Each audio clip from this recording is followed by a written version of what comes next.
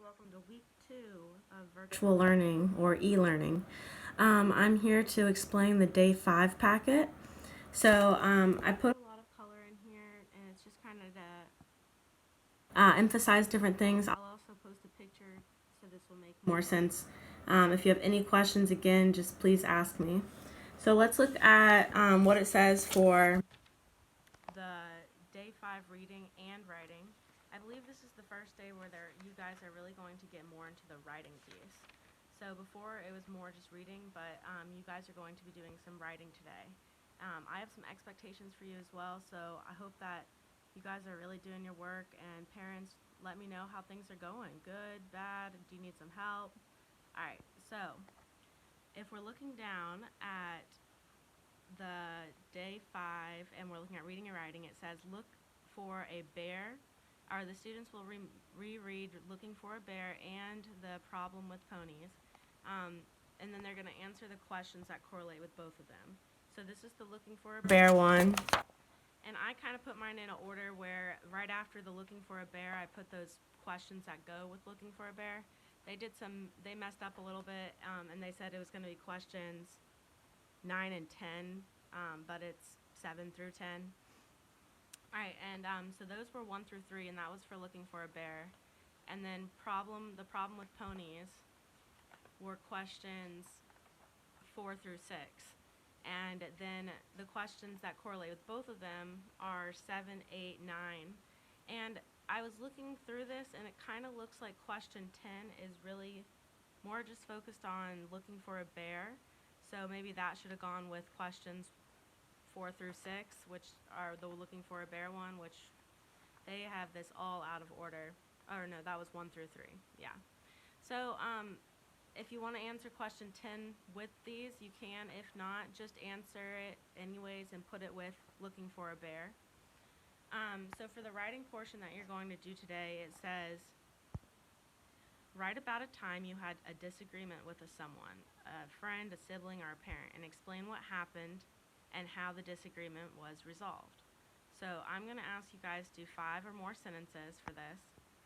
And I'm going to give my own example as well. So when I was thinking about a disagreement, I was thinking about a disagreement I had with my sister. I really wanted to get a cat, but she does not want to get one.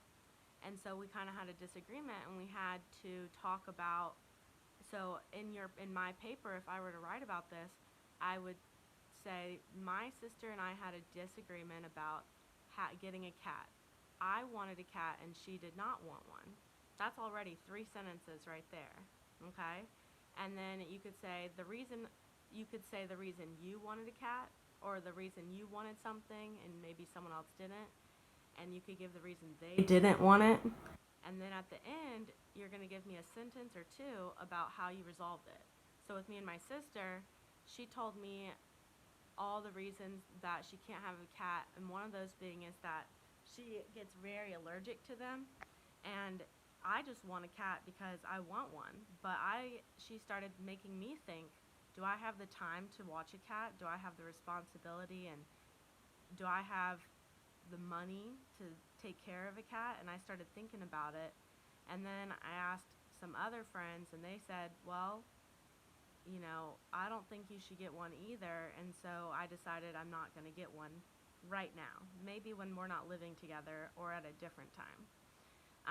So that was how we resolved. Remember, resolve is what's the resolution? How is it solved? So let me know in your writing. Don't forget capital sentence. We start with capital letters.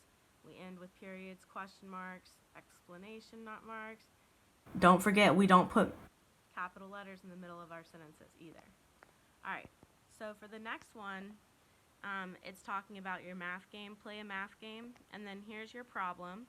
In the problem, your math problem today, it says the movie theater was recently showing Sonic the Hedgehog over the weekend. On Saturday, 3,124 tickets were sold.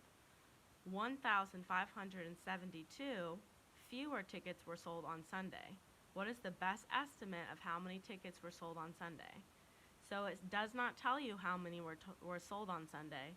And it also puts it in Word format to make you really think about what that says. So if you saw 1,572, to show your work, you might want to write it over to the side in standard format, which is just the numbers by themselves, so that that makes more sense. And you can really understand, okay, well, now that I have my number, it doesn't tell me that that's how much was sold on Sunday. It says 1,572 tickets were sold. So that means fewer than this number. So you have to take away, and then you have to estimate. There's a lot going on here.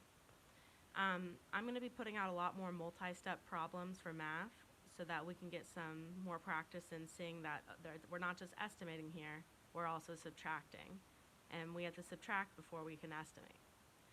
This last part, oh yeah, and don't forget, get on Dreambox again for 20 minutes and tell me what game you played. The last one is for science, and you're going to create a compound machine. Now this is after we've looked at all the different compound machines and we've talked about different ones, all the simple machines that two machines can create a compound machine. And there are some requirements. So you must have two. You must draw a picture. You must write a paragraph. And remember, a paragraph is 3 to 5 sentences. And the paragraph is going to tell me what your machine does and how it helps people, okay? Now, there's a bunch of different websites you can look at. I went to YouTube, and I saw that if you type in easy compound machines to build, and you go down to the third one, there's simple machine projects. Each one of these is just a 2-minute machine.